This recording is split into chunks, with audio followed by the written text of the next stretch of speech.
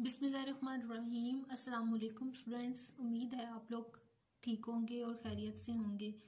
Students, आज आपके लिए एक वीडियो सेट कर रही हूँ जिसमें यूज़ ऑफ कैलकुलेटर है। कैलकुलेटर के बारे में मैं आपको बताऊँगी कि साइंटिफिक कैलकुलेटर को आपने किस वे में यूज़ करना है। सिंपल एडिशन, सब्ट्रैक्शन, मल्टीप्लिकेशन और डिवीज़न के बारे में तो आप जानते होंगे। इसके अलावा जो मज़ीद एक्स्ट्रा फंक्शंस हमारे कैलकुलेटर में मौजूद हैं, इनके यूज़ के बारे में आज मैं आपको वीडियो में बताऊंगी। कुछ बातें आज की वीडियो में डिस्कस करते हैं, कुछ एक और वीडियो सेट करूंगी उसमें आपसे शेयर करूंगी। तो जो स्टूडेंट्स पहले चैनल पे न्यू हैं वो पहले चैनल को सब्सक्राइब कर लें ताकि आने वाली जो मज़ीद भी इंफॉर्मेटिव वीडियोस हों वो नोटिफिकेशन फॉर्म में उनके पास अवेलेबल हो। तो स्टार्ट करते हैं स्टूडेंट्स।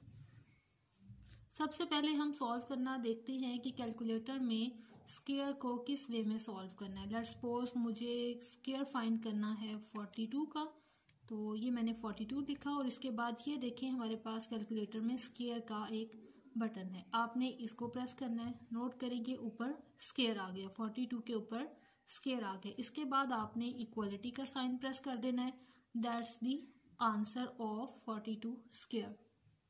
Clear students? ओके, इसके बाद अगर आपने किसी भी नंबर का क्यूब फाइंड करना है, ओके, ये सारी चीज़ें मैं यहाँ से रिमूव कर देती हूँ। ये AC एक बटन है मेरे पास, इसे प्रेस किया तो ये सब रिमूव हो जाएगा। अगर मुझे किसी नंबर का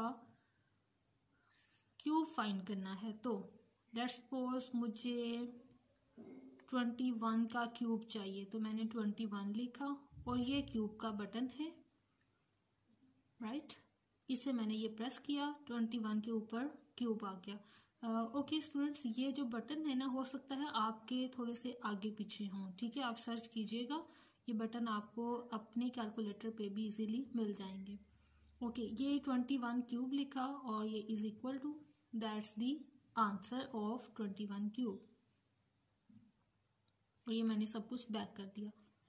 ओके, अगर आप स्क्वायर रूट फाइंड करना चाह रहे हैं तो लेट्स सपोज मुझे स्क्वायर रूट फाइंड करना है 25 का। ये मैंने 25 लिखा, लेकिन मुझे क्योंकि इसका स्क्वायर रूट चाहिए तो सबसे पहले मैं ये स्क्वायर रूट का बटन प्रेस करूँगी, ये स्क्वायर रूट, और स्क्वायर रूट के अंदर ये लिखा मैंने 25 इज इक्वल टू 5, राइट। ये मेरे पास इसका आंसर आ गया।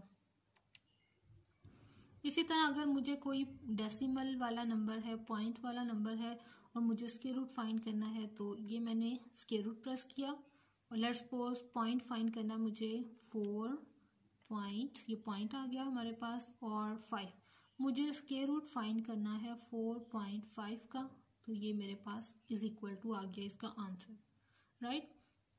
और अगर कोई फ्रैक्शनल नंबर हो जैसे कि 5/3 लिखा हो, तो आपसे कहा जाए कि इसका स्क्वायर रूट फाइंड करें, तो आपने क्या करना है, firstly 5 divided by 3 is equal to, ये आंसर आ गया 5 डिवाइडेड बाय 3 का। इसके बाद क्योंकि हमें 5 डिवाइडेड बाय 3 का स्क्वायर रूट चाहिए, तो ये स्क्वायर रूट प्रेस करें, ये स्क्वायर रूट आ गया। और अब स्क्वायर रूट के अंदर आप ये सारा आंसर रखना चाहते हो क्योंकि आपको इसका एक्चुअली स्क्वायर रूट चाहिए, तो ये आंसर का बटन है, ये आप यहाँ पर प्रेस कर दें और ये इज इक्वल टू, अब आपके उस आंसर का यानी डिवाइडेड का जो रिजल्ट आया था उस टर्म का ये स्क्वायर रूट आ गया, राइट। ओके, अब ये सब कुछ बैक कर देती हूँ। ओके स्टूडेंट्स, जो कुछ मैं यहाँ बता रही हूँ इसके अलावा भी आपका कोई क्वेश्चन हो तो वो आप कमेंट में पूछ लीजिएगा ताकि उसके हवाले से भी मैं नेक्स्ट वीडियो में शामिल कर दूँ अगर कुछ चीज़ें रह जाती हैं तो, क्योंकि एक वीडियो में सारी चीज़ें तो डिस्कस नहीं हो सकती, इसलिए मैंने सोचा है कि मैं एक और बनाऊँगी, उसमें बाकी की डिटेल बताएंगे आपको।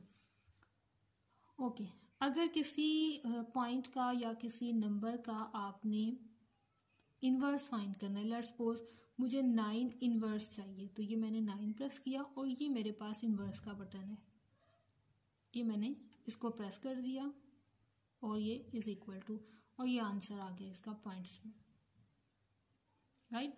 अगर किसी भी नंबर का इन्वर्स फाइंड करना है तो आप इस वे में फाइंड कर सकते हो। आज ज़रा छोटी छोटी चीज़ें ही डिस्कस करेंगे, नेक्स्ट वीडियो में इंशाल्लाह ज़्यादा चीज़ें डिस्कस करेंगे। ओके, अगर आपने 3 से ज़्यादा पावर को सॉल्व करना हो तो आप क्या करोगे? आप उस नंबर को लिखें। लेट्स सपोज मुझे 5 की पावर चाहिए 9, जिसको मैं सॉल्व करना चाह रही हूँ। तो ये पावर का बटन है। अगर आपको क्यूब से हायर पावर्स को सॉल्व करना हो तो आप उस नंबर को लिखें, ये पावर का बटन प्रेस करें और फिर आपने जितनी भी इसकी पावर सॉल्व करनी है वो आप सॉल्व करें। लेट्स सपोज मुझे इसकी पावर सॉल्व करनी है 9, ज़रा ज़्यादा बड़ा हो जाएगा, 6 कर लेते हैं। 5 की पावर 6 मैंने ये लिखी और ये इज इक्वल टू, और ये इसका आंसर बन गया। क्लियर? इसी तरह अगर किसी नेगेटिव पावर को सॉल्व करना है, जैसे कि मुझे सॉल्व करना है 42 और इसकी पावर में लिखना है, पावर मुझे चाहिए इसकी -3, राइट। 42 और इसकी पावर है -3, तो ये हमारे पास इसका आंसर आ जाएगा, राइट। इस तरह से आप किसी भी नंबर की कुछ भी पावर हो तो वो आप सॉल्व कर सकती हो। ओके, अब हम बात करते हैं साइन, कॉस और टेन की। और साइन, टेन और कॉस की जब बात करें तो दो तरह के एंगल्स की डिस्कशन आ जाती है, रेडियन एंड डिग्रीज। तो इसके लिए सेटिंग में जाएंगे। ये मेन्यू का एक बटन होता है, हर एक के कैलकुलेटर में ये अवेलेबल होगा। आप मेन्यू को प्रेस करें, ये आ गया हमारे पास, ये डिग्री, रेडियन और ये ग्रेडियंट है। ग्रेडियंट कम यूज़ होता है, ज़्यादा डिग्री और रेडियंट ही यूज़ होती है। अगर आपने कुछ क्वेश्चन सॉल्व करने हैं और वो डिग्रीज में आप सॉल्व कर रहे हो तो आपने डिग्री के लिए 1 का बटन प्रेस कर देना है, राइट। और आप अपनी सारी कैलकुलेशन डिग्रीज के अकॉर्डिंगली सॉल्व कर सकते हो। जैसे मुझे वैल्यू चाहिए साइन 30 की, तो ये मैंने साइन 30 लिखा और ये इज इक्वल टू, ये साइन 30 का आंसर आ गया डिग्रीज के अकॉर्डिंगली। इसी तरह किसी भी एंगल की आपने वैल्यू फाइंड करनी है, ट्रिग्नोमेट्रिक फंक्शन को लिखें और उसी के अकॉर्डिंगली आप उसका एंगल लिखें, इज इक्वल टू, आपके पास आंसर आ जाएगा इन टर्म्स ऑफ डिग्रीज। और अगर आप वर्कआउट कर रहे हो रेडियन के अकॉर्डिंगली तो आपने रेडियन के लिए 2 प्रेस कर देना। ओके, अब रेडियन के लिए हमारे पास हमेशा एंगल ज़रूरी नहीं कि वो परफेक्ट एंगल हो, वो कुछ पॉइंट वाले नंबर्स भी आ सकते हैं। लेट्स सपोज मुझे वैल्यू फाइंड करनी है 0.2 की साइन पर, तो ये मेरे पास इसकी वैल्यू आ गई इन टर्म्स ऑफ रेडियन, ठीक है। अगर आप ये डिग्रीज में जाके वैल्यू फाइंड कर रहे होगे तो इससे वैल्यू चेंज होती है वो। ओके, मुझे अगर वैल्यू चाहिए कॉस की 0.7 पर, तो ये is equal to in terms of radian. Clear? Okay, अब स्टूडेंट्स ज़रा मैं इसकी सेटिंग चेंज करी क्योंकि मैं आपको डिग्री के बारे में कुछ और बताना चाह रही हूँ। ये डिग्रीज में मैंने चेंज कर दिया।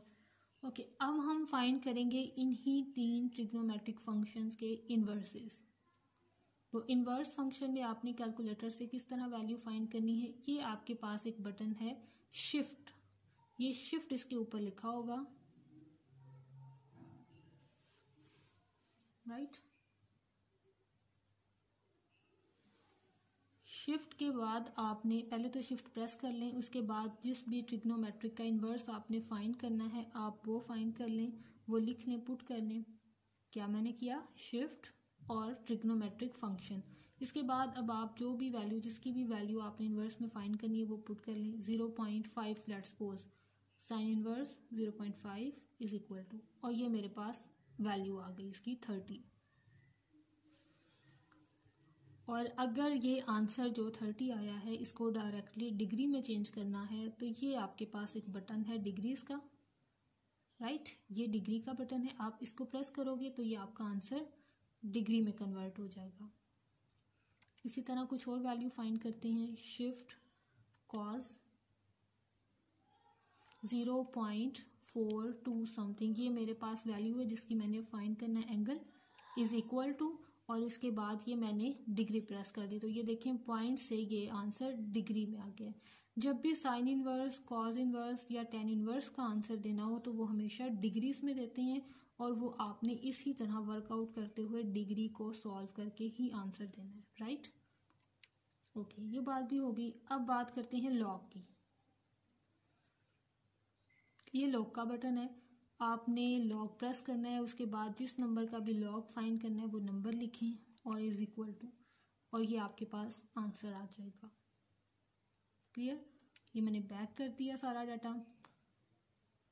अगर एंटी लॉग फाइंड करना है, अगर हम चाह रहे हैं एंटी लॉग के अकॉर्डिंगली आंसर दें, तो ये मैंने शिफ्ट प्रेस किया और लॉग प्रेस किया। 2.3214 ये नंबर है जिसका मुझे एंटी लॉग फाइंड करना है। ये मैंने नंबर लिखा और ये इज़ इक्वल टू, और ये हमारे पास आंसर आ गया एंटी लॉग का। क्लियर। और ये मैंने सब कुछ बैक कर दिया। ओके, इस लॉग के अलावा हमारे पास एक और लॉग होता है, दैट इज़ नेचुरल लॉग, और उसका बटन ये साथ ही अवेलेबल है। अगर आपने नेचुरल लॉग की वैल्यू फाइंड करनी है, नेचुरल लॉग का बटन प्रेस करें, उसके बाद आपने जिस पॉइंट पे भी नेचुरल लॉग की वैल्यू फाइंड करनी है वो लिख दें, और ये आपके पास उसका आंसर आ जाएगा। क्लियर। ओके, इसके बाद हमारे पास एक वैल्यू है एक्सपोनेंशियल, जो कि आपको न्यूमेरिकल एनालिसिस को सॉल्व करने के लिए या फिर कैलकुलस को सॉल्व करने के लिए ज़रूरत पड़ती है। तो उसकी वैल्यू आपने यहाँ से कैसे बनानी है, शिफ्ट के फौरी बाद आपने नेचुरल लॉग का साइन प्रेस करना है, राइट। शिफ्ट, नेचुरल लॉग, और ये आपके पास एक्सपोनेंशियल आ गया। अब एक्सपोनेंशियल के बाद आपने वो वैल्यू पुट कर देनी है जो एक्सपोनेंशियल की पावर में आपके पास आपकी क्वेश्चन में लिखी हुई है। लेट्स सपोज 0.23 लिखा हुआ है, तो वो मैंने ऐसे लिख देना, ठीक है, इज इक्वल टू, और ये आंसर आ जाएगा एक्सपोनेंशियल के अकॉर्डिंगली। इस तरह से आपने एक्सपोनेंशियल सॉल्व कर लेना है, और ये मैंने इसको बैक कर दिया। और लेट्स सपोज अब मुझे एक्सपोनेंशियल 1 का आंसर चाहिए, तो ये मैंने 1 लिखा इसके आगे, और ये इसकी वैल्यू आ गई। और ये वैल्यू आपको हो सकता है आपको ज़ुबानी भी आती हो, क्योंकि ये कैलकुलस के लिए ये आपको ज़ुबानी भी आनी चाहिए। ओके क्लास, आज ये थोड़ी सी बातें हमने डिस्कस की हैं। इंशाल्लाह अभी और भी बहुत सारी चीज़ें रहती हैं, वो हम नेक्स्ट लेक्चर में डिस्कस करेंगे। तब तक के लिए अल्लाह हाफिज़, स्टे ब्लेस्ड, दुआओं में याद रखिएगा।